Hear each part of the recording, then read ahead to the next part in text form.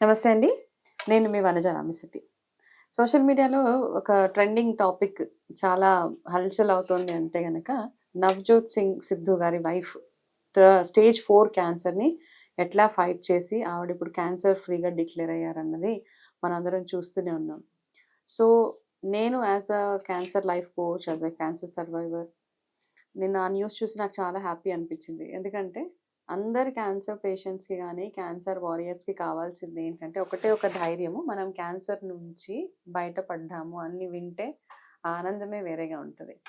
అయితే అందులో సిద్ధు గారు చాలా డీటెయిల్డ్‌గా చెప్పారు. అంటే వాళ్ళ వైఫ్ ఆ క్యాన్సర్‌ని ఎలా ఫైట్ చేశారు. అంటే ఎట్లా తను స్టేజ్ 4 క్యాన్సర్ అని అంటున్నారు. స్టేజ్ 4 క్యాన్సర్ నుంచి ఆవిడ ఎట్లా బయటపడగలిగారు. 3% ఛాన్సెస్ అని డాక్టర్స్ చెప్పినప్పుడు కూడా ఆవిడకి ఓన్లీ 3% ఛాన్సెస్ ఉన్నాయి. ఆవిడ బ్రతకడానికి. బట్ దాన్ని కూడా ఎట్లా రివర్స్ చేసుకున్నారనేది చాలా బ్యూటిఫుల్‌గా ఆయన ఎక్స్‌ప్లెయిన్ చేశారు. ఎటువంటి టైప్ ఆఫ్ జబ్బునన్నా రివర్స్ చేసే గుణాలు మనం తినే ఆహారంలో మంచి ఆహారంలో ఉన్నాయి. అయితే అందులో ఆయన మెన్షన్ చేశారు. ఒకటి తులసి, కొబ్బరి నీళ్ళు, వేప, పసుపు, నిమ్మకాయ, దానిమ్మ, నట్స్, సీడ్స్, క్విడ్వా అని ఒకటి చాలా ఎక్కువగా స్ట్రెస్ చేసి కొన్ని ఒక 9-10 టైప్స్ ఆఫ్ ఫుడ్స్ చెప్పారు అతను.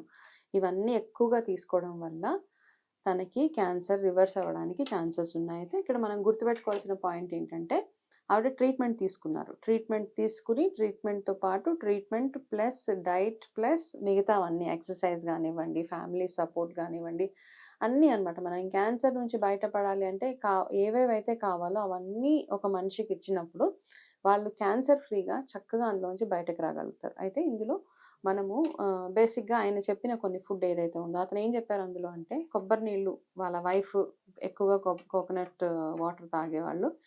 ఆవిడతో పాటు తను కూడా కోకోనట్ వాటర్ తాగడం వల్ల కంటిన్యూయస్‌గా అతనికున్న ఫ్యాటీ లివర్ ప్రాబ్లమ్ తగ్గిపోయింది అని ఆయన వీడియోస్‌లో గాని, ఈ మీడియాలో గాని చెప్పారు ప్రెస్ మీట్‌లో. ఓకే. యెస్. డెఫినెట్‌గా. ఎందుకంటే కీమోథెరపీస్ అవి అవుతున్నప్పుడు క్యాన్సర్ పేషెంట్స్‌కి డెఫినెట్‌గా కొబ్బరి నీళ్ళు తాగమని చెప్తాం. రెగ్యులర్‌గా కొబ్బరి నీళ్ళు. ఇప్పుడు నా విషయం తీసుకోండి. నాకు గూడా క్యాన్సర్ వచ్చినప్పుడు చాలా చాలా టీడీయస్ ప్రాసెసే అందరికి. అందుకే పదే పదే ఫుడ్ మీద ఎక్కువగా స్ట్రెస్ చేస్తూ ఉంటాను. మనం తినే ఆహారం వల్లనే మనకి ఎటువంటి రోగాలని ఇప్పుడు క్యాన్సర్ అనే కాదండి. ఏదన్నా చాలా చాలా ప్రాబ్లమ్స్ ఉంటాయి. మనకి ఆయుర్వేదాలో చూసుకుంటే దోషాలుంటాయి మనకి. ఇంబాలెన్స్ ఆఫ్ దోషాస్ అంటాము. లేకపోతే ఫ్రీక్వెంట్‌గా జ్వరాలు రావడము, క్యాన్సర్స్ గాని, హార్ట్ స్ట్రోక్స్ అని, life style disorders, BP, sugars ఇవన్నిటిని రివర్స్ చేసే ఒకటే ఒక గుణం ఏంటంటే ఎందులో ఉంది అంటే మన లైఫ్ స్టైల్‌లో మార్పులు చేసుకుంటూ మనం తినే ఆహారం ఎటువంటిది తింటున్నాం అన్నది. సో, క్యాన్సర్ ట్రీట్మెంట్ ఎవరికైతే అవుతుందో వాళ్ళు మొదటగా చేయాల్సిందేంటంటే అసిడిటీ కలిగించే ఆహారాల్ని ఎంతగా మైనస్ చేసుకుంటే అంత తొందరగా హీలింగ్ ఉంటది. దాంతో పాటు రెగ్యులర్‌గా నార్మల్‌గా కూడా మనకి క్యాన్సర్ రాకుండా ఉండాలి అంటే, అసిడిటీ లెవెల్స్ తక్కువున్న ఫుడ్ అంటే మనం తినగానే మన బాడీ పీహెచ్ లెవెల్స్ అంటాం. ఆ పీహెచ్ లెవెల్స్ ఎంత తక్కువగా ఉంటే, అంత మనకి క్యాన్సర్ రిస్క్ నుంచి మనం దూరంగా ఉండగలుగుతాం. ఇది మనం గుర్తుపెట్టుకోవాల్సిన పాయింట్. అండ్ ఆల్కలైన్ అట్మాస్ఫియర్ అంటాం. అంటే చాలామంది ఇప్పుడు ఆల్కలైన్ ఫుడ్ అంటాం. ఆల్కలైన్ వాటర్ అని చెప్తున్నారు. ఆల్కలైన్ ఫుడ్ ఎంత అంటే ఆల్కలైన్ ఏం చేస్తదంటే ఈ పీహెచ్ లెవెల్స్‌ని బ్యాలెన్స్ చేస్తది. అయితే ఇప్పుడు ఇందులో చెప్పిన నిమ్మకాయ కానివ్వండి, వేప కానివ్వండి, ఇవన్నిటిని ఆల్కలైన్‌ని బ్యాలెన్స్ చేసే గుణాలున్న ఆహారాలే. కాబట్టి ఏ క్యాన్సర్ పేషెంట్ అయినా ట్రీట్మెంట్ అవుతున్న వాళ్ళు గాని, అసలు క్యాన్సర్ లేని వాళ్ళు కూడా మంచి ఆహారం తీసుకోవడం వల్ల మనకి అందులో నుంచి బయట రావచ్చు. And quinoa చెప్పారాయన. క్వినోవా అంటారు, క్విన్వా అంటారు. చాలామంది ఒక్కొక్కళ్ళు ఒక్కొక్కలాగా స్పెల్ చేస్తూ ఉంటారు.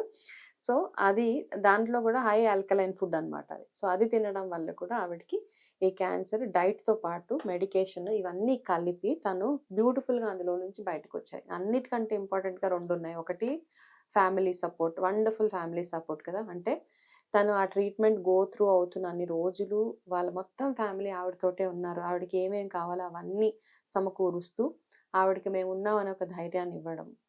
ఇవన్నిటికంటే ఇంకా ఒక ఇంపార్టెంట్ థింగ్ ఏంటంటే, తను ఎవరైతే ఉన్నారో నవజోత్ సింగ్ సిద్ధు గారి వైఫ్ ఎవరైతే ఉన్నారో, ఆవిడకి కూడా ఫైట్ చేయాలన్న ఒక స్పిరిట్ చాలా స్ట్రాంగ్‌గా ఉంది. నేను ఇందులో నుంచి బయటపడాలి అని మైండ్‌లో ఫిక్స్ అయిపోతాం కదండీ! అట్లా ఉన్నప్పుడు చాలామంది ఏంటంటే దిగాలైపోతూ ఉంటాం.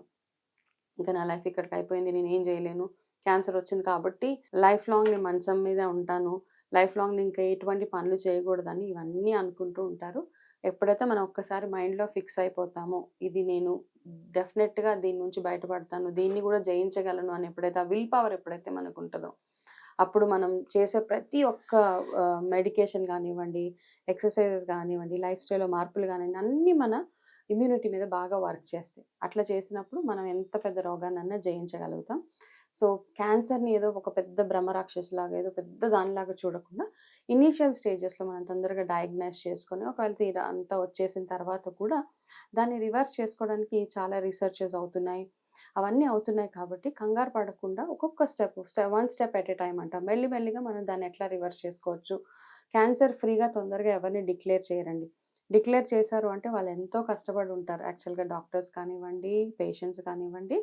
అట్లా క్యాన్సర్ ఫ్రీ డిక్లేర్ అవ్వడం అనేది చాలా గ్రేట్ యాక్చువల్‌గా.